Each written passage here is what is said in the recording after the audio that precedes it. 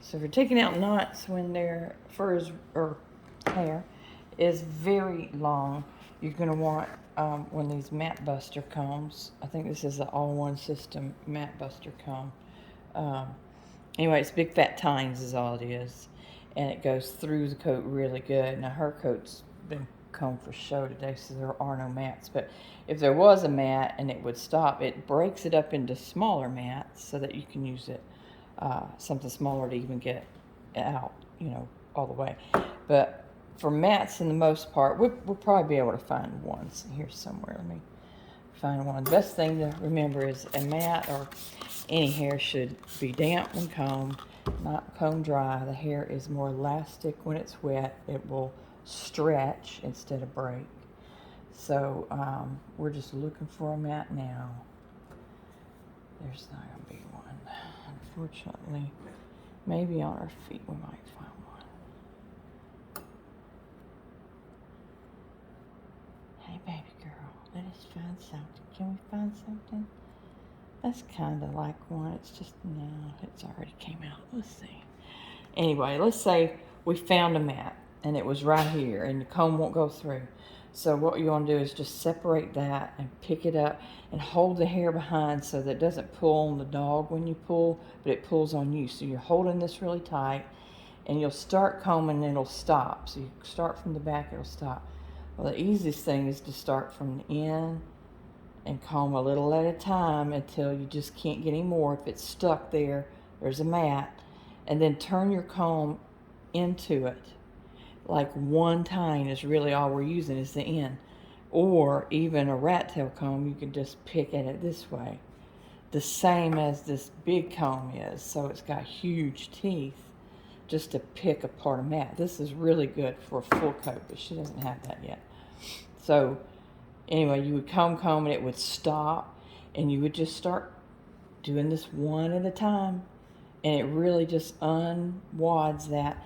And you'll notice like a huge knot will suddenly be just this teeny tiny little thing, because there was really only one or two loose hairs that caused it to mat to begin with.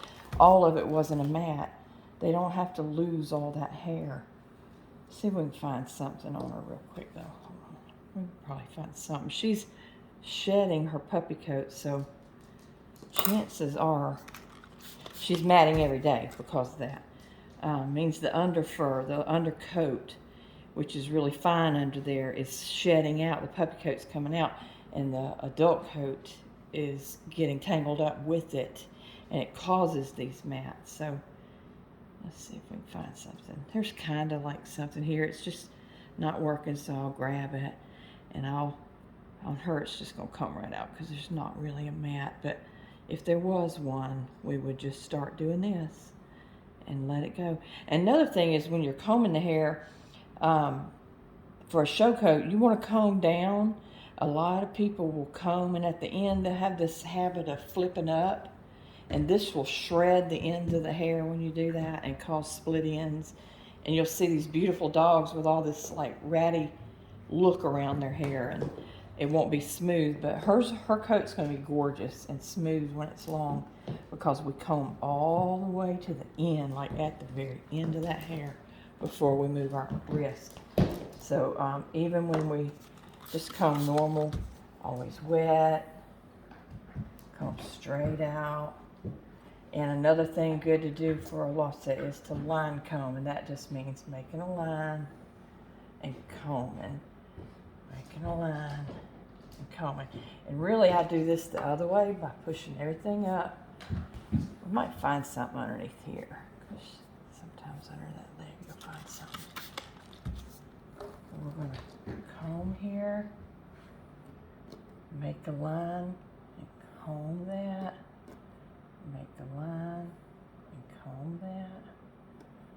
So this is line combing, the same as line drying. You might hear somebody say line drying. This is exactly what they're talking about. But that's when the hair's been just washed and it's being dried in a line. So she gets the line combing. It takes a while for them to get used to even having that tine go across them. She didn't just take to that day one. Now she lays there, she likes it. first they don't even like that parting feel of the hair. And I just remember keeping straight with the hair, always straight down, all the way to the end. Let's see if I can find anything. We can find any kind of mat. You got anything, baby girl? You probably got something back here, right? Let's see if we got something back here. We got any kind of mats? No, ma'am. No, not really. So she's been groomed for 3 days of shows, and there's nothing here to come out. Can we see under your arm, maybe, baby? Come on. Come on, let me see if we find something. Nothing. I don't know, it's kind of dragging a little bit right there. What we got happening here, baby? No, it's just a little tangles off. It's not really a mat. We just don't have anything going on. There's a little bitty mat right here. I feel it. I feel it right in here. So as soon as I feel it, it's definitely a mat right there. It's teeny tiny. So I'm going to grab the hair so I'm not pulling under her arm, and then just start going into a little at a time. It's dry, so wet it and go a little bit, little bit, little bit, little bit. And then try sideways. It's not out yet, so a little bit more. Straight into it. Here we go. There it is. We did find something. It's okay, girlfriend. Just a hairspray.